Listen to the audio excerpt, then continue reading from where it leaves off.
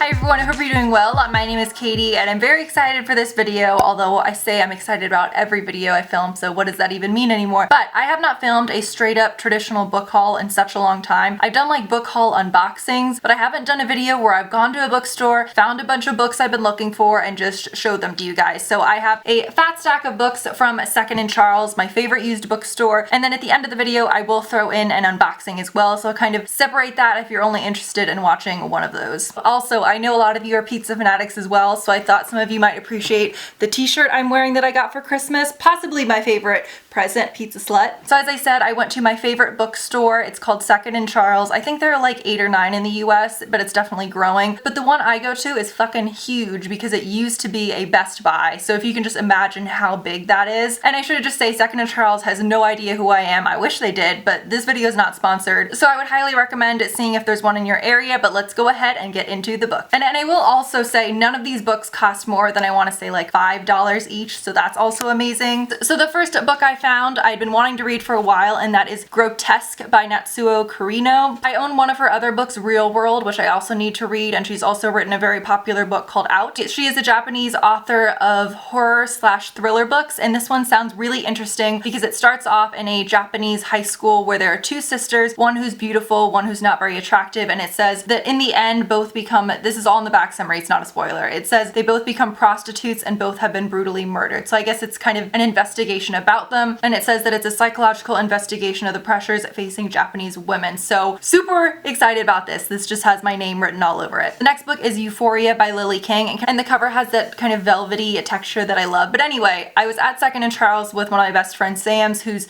such an avid reader. I've always said she should start a booktube channel, but she read this recently and absolutely loved it. This takes place in the 1930s and follows 3 anthropologists journeying to, I don't know where actually. I think she said they're in South America, but I could be completely wrong. So it's back in the 1930s, anthropologists going to whatever continent it is and investigating the land and its people. Apparently it also has a little bit of romance as well, but it sounds super interesting, so I'm really excited about this one. The next book I was so excited to see there because a lot of you guys have recommended this to me, and that is Parable of the Sower, I think that's how you say it, I'm not sure, by Octavia E. Butler. But this sounds a little bit like a dystopian, although I almost don't want to say dystopian because I feel like that comes with like a lot of negative connotations of like terrible books I've read. But this is apparently kind of a newer classic, and I've just never heard a negative review about this book. But it says that a minister's daughter loses her family and home and ventures out into the unprotected American landscape. The only thing I'll say is, unfortunately, I did not realize that this book was written in diary format. At least it kind of looks like it is, which generally I'm not a fan of, but I'm keeping an open mind because I've seen so many positive reviews of this. Next, we have a manga, which I don't talk about a ton on this channel. I think a lot of you guys know that I love Sailor Moon, I loved Fruits Basket,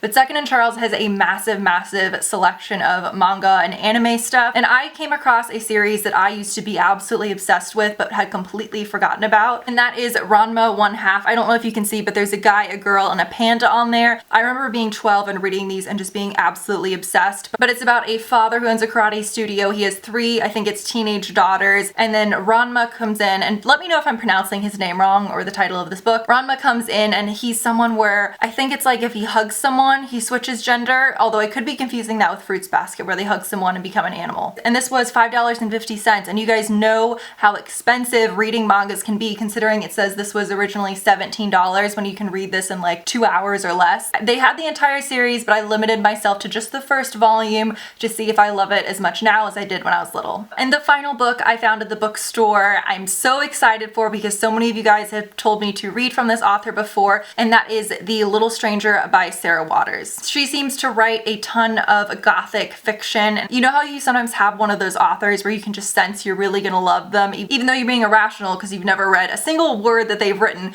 That's how I feel about Sarah Waters. This takes place in the 18 or 1900s where a doctor comes to tend to a family, and apparently at this home there are some very dark, creepy secrets going on. A lot of you guys did recommend A Fingersmith as well and said I would possibly like that even more, but unfortunately they didn't have a copy of that that, but I'm still super excited for The Little Stranger. So those are all the books that I got at Second and Charles, and now I'm gonna get into an unboxing of the December, or is it January? No, the January unboxing for Book of the Month. I always say the same thing when I talk about Book of the Month, but I'm not sponsored by them, although the link I have down below for the $5 for your first month is an affiliate link. I'm always very open and honest about that. But out of all the book subscription companies, I think Book of the Month is great if you just want a book, and also if you're kind of cheap like me, because it's $5 for your first month and then it's $10 for the months afterward, although of course you can cancel at any time. But it's good if you don't want to spend $30 for a box filled with stuff besides books. So generally you'll get one book, they'll give you 5 options and you pick one, and it'll come in a box like this. Inside this was the Grown Up by Gillian Flynn. I didn't look at the other books, but I did know that the Grown Up was in here just from what I'd seen online. My friend who was visiting, who went with me to Second and Charles, I already own the Grown Up, so I went ahead and gifted that to her. So as a side note, I talked about in one of my previous videos about how Gillian Flynn hasn't written something in forever, and it's really paining me. A lot of you commented, and I'm very scared based off of these comments, although thanks for being honest, that apparently she said somewhere that she's not planning on writing anything, or that if she writes anything, it won't be out until 2021.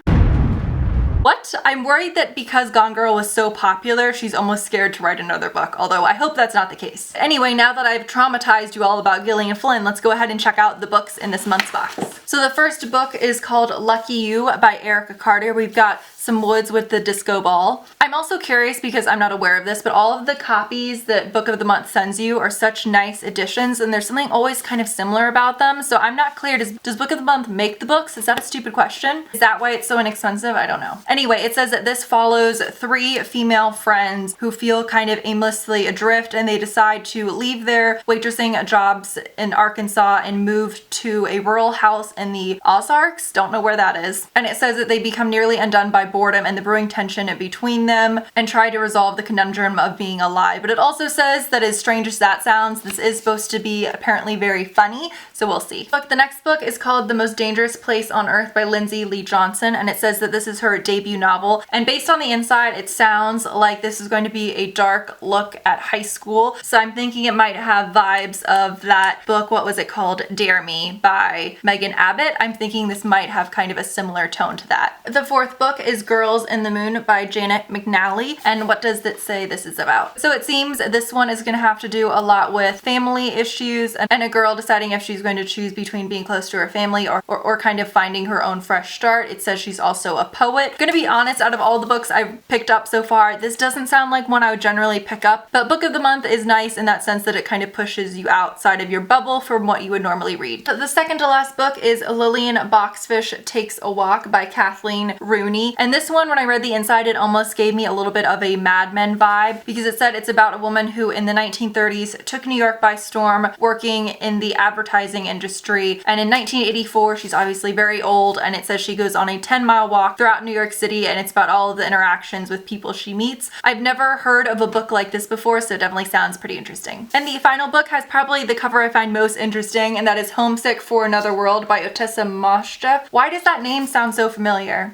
Now I'm very excited. This is definitely the book I'm most excited for in the box. The reason Otessa Moshchev sounds very familiar, and I apologize, I'm probably butchering her last name, is because she wrote Eileen, one of my favorite books from last year, although a very strange character study. And whenever I recommend that book, one thing I'm just going to tell people is if you hate the first 20 pages, I'd recommend putting it down. You're probably not going to like the rest, but if you love it, you're going to just not be able to stop thinking about it. So Eileen was her debut novel, and it says this is her second, and it's a collection of short stories that are sometimes dangerous, sometimes delightful, sometimes laugh out loud funny. I have to admit, I would never have thought that her next book would be kind of an eclectic collection of short stories. Generally, I don't read short stories, but I'll feel kind of more comfortable going into this just since I know I love her writing style. So those are all the books I picked up. Obviously, I'm excited about all of them, but if there are specific ones you guys definitely want to see full video reviews of, spoiler free as always, then please go ahead and let me know. I hope you guys enjoyed this video, and I will see you guys soon. Bye.